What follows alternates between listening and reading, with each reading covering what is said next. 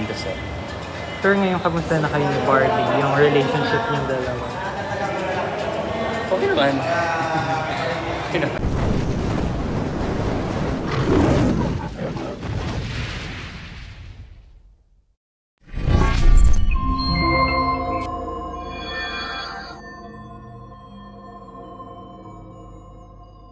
Ikaw nag-go Rico, go ahead. So, kamusta ang experience? Sabay pa kayo. Wow.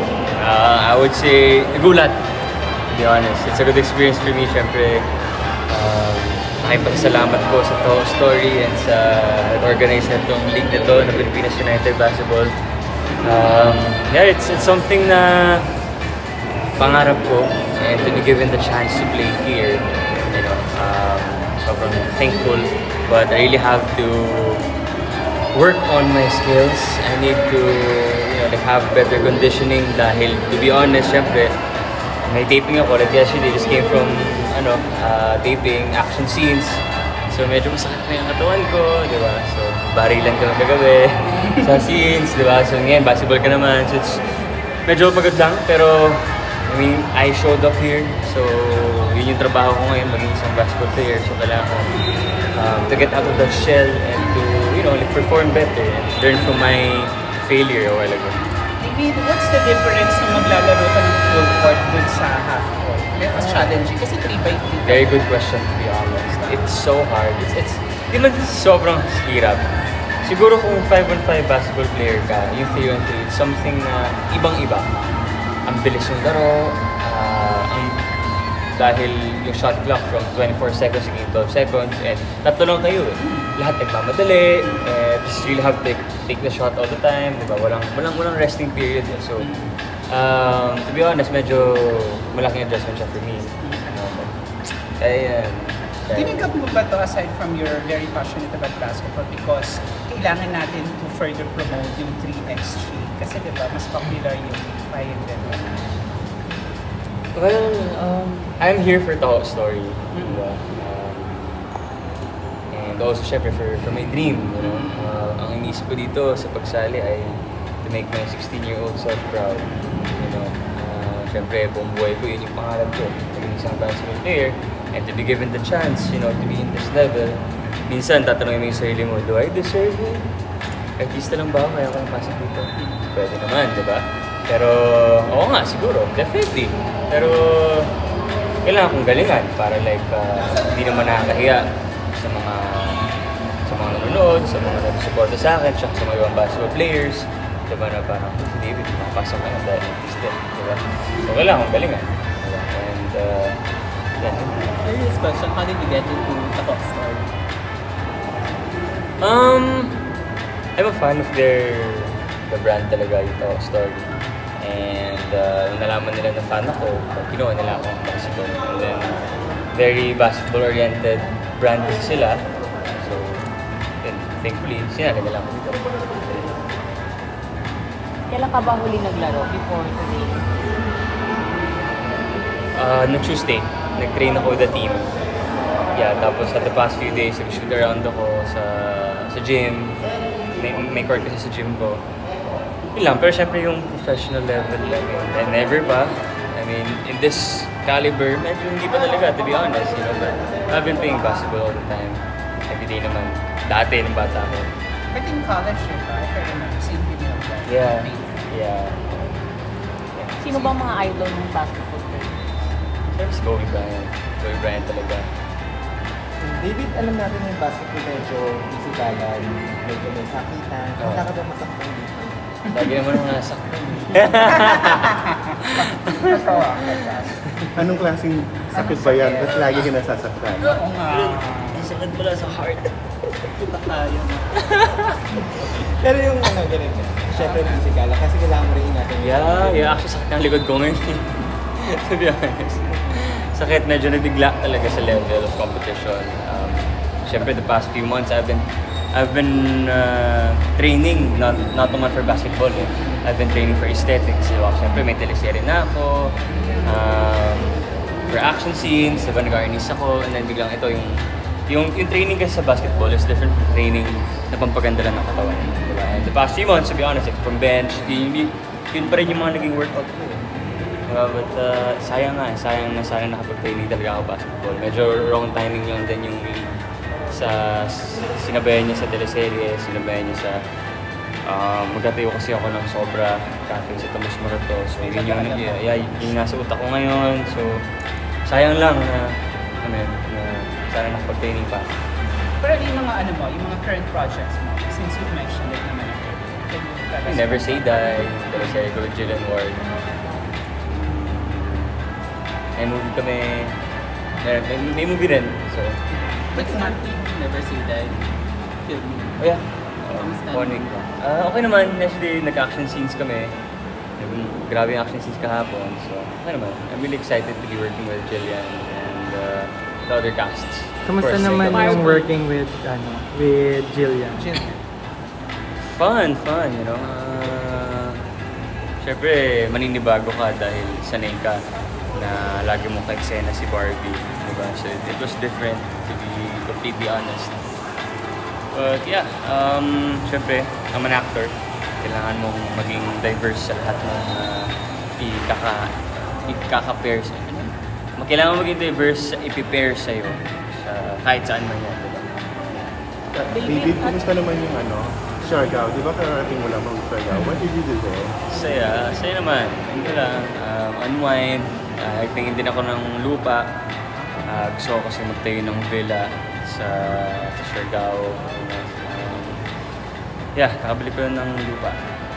Pag i-juggle always, parang ang dami mo, kapag akong pelikula yung Pretty Boy, ang dami mong character. Dami character, no? Ang manage that. Yeah. Kasi, di ba sinasabi nila yung take it day by day? For me, take it hour by hour. Parang,